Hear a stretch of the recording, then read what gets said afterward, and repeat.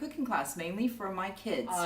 First of all, we're cleaning the ful. Clean it, you know, first wash the bean off, and then you can also wash it again after you're peeling.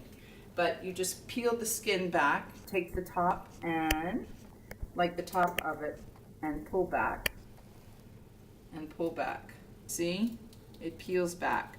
This is just chewy. It doesn't matter even if it goes in the pot, but when you're eating it, you will get this really chewy strand that you won't be able to swallow. So it's best to take it out. And sometimes when you're cooking, you'll see as we're cooking, these will separate, but that's okay too. So you're gonna have the full bean and you're gonna have the inside, just the bean itself. Okay, so we have 1 cup of onions, and I do not like to measure, but you know, I'm going to tell you guesstimated.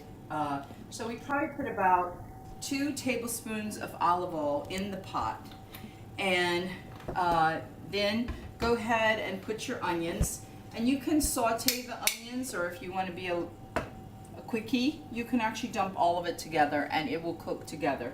But we'll saute the onions for a little while, and then we'll go ahead and add the ful beans. And to this, you're going to add some cumin, but even that we will try to guesstimate for you.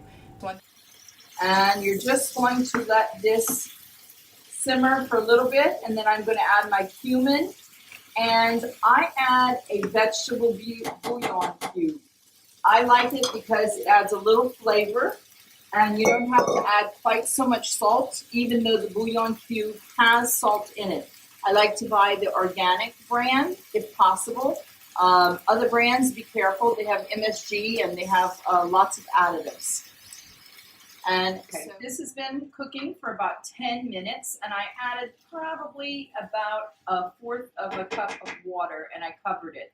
Now I'm cooking it on a little higher than normal. I just lowered it to medium heat, and I'm going to go ahead and put a teaspoon of cumin, and I'll probably put just about 1.5 teaspoons.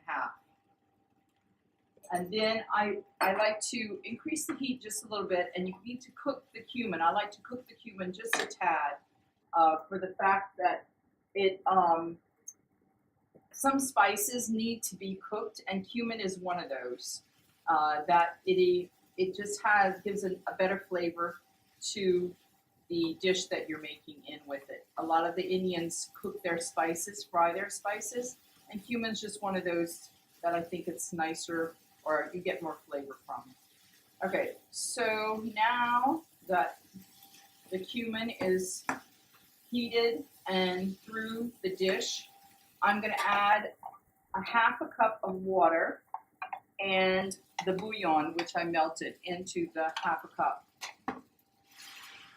And then now all I'm going to do to let it cook is I'm going to lower my heat on the stove till about 3, and I'm going to cover this. And this is just, we're going to let it cook for probably another 15-20 minutes until the beans are completely finished cooking. So let's cover that, and then we'll go on to the next 2 steps. I put 1 cup of plain yogurt, and this is low fat. If you prefer full fat, go for it, but there's enough fat in the tahini. This is not roasted. This is sesame butter, but it's non-roasted, and they call it tahini. But always, you need the kind that's not roasted. It just gives it a different flavor. And so anyway, you add, this is 1 cup of yogurt to 3 tablespoons of tahini and 3 tablespoons of fresh lemon juice. And I put 3 garlic cloves, but that too, if you don't like it so garlicky, just use less garlic. You know, everything is about your taste. Anybody can teach you how to cook, but you end up making it the way it is for your palate. And then I rarely measure, but I'm doing it since we're doing a cooking show. And I would say probably about, this is a teaspoon, but I'm going to shake it first. Yeah, I probably would, yeah, teaspoon to this.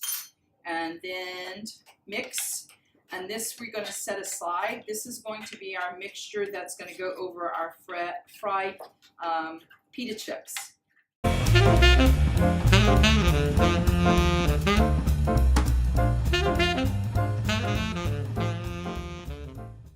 4 cups of safflower oil, and you can use canola. I just prefer safflower. It's readily available here in the Middle East, and it's actually not safflower, it's sunflower oil. But you do have to use oil that is tolerant of heat. And all I'm doing is adding the bread, cubed bread, into the oil until it pretty much covers the bottom of the pot.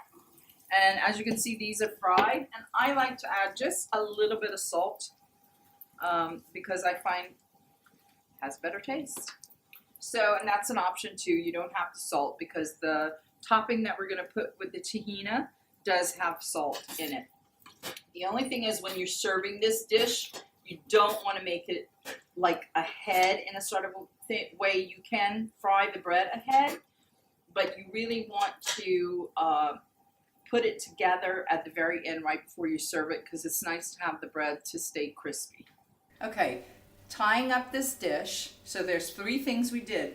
We cooked the ful with the onions, a little bit of olive oil, and the bouillon cube and cumin. So the ful is now finished. And then we went ahead and we fried the bread and just added a little bit of salt, not much, because these are all have a little bit of salt, so you don't want to do it too much. And then this is the dressing. Now this dressing is just a tad thicker than I probably would like it, but most of the thickness comes from the yogurt.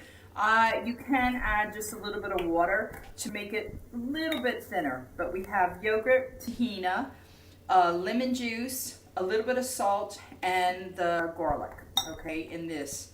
So you go ahead, and I would normally put it in a serving dish, but since I want to keep it for our dinner later, and it's much better putting this together right before you're serving it because you want that bread to stay crispy. So we're going to go ahead and put a little bit of this, the bread first, and then a little bit of the sauce on top.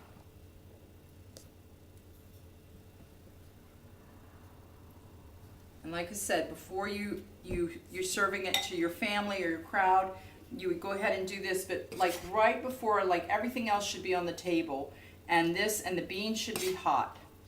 And pretty much, as you see, there's not much broth in the beans because that too will make the bread lose its crispiness. But bon appetit, it's delicious. Try it. It's a very simple dish, but yummy.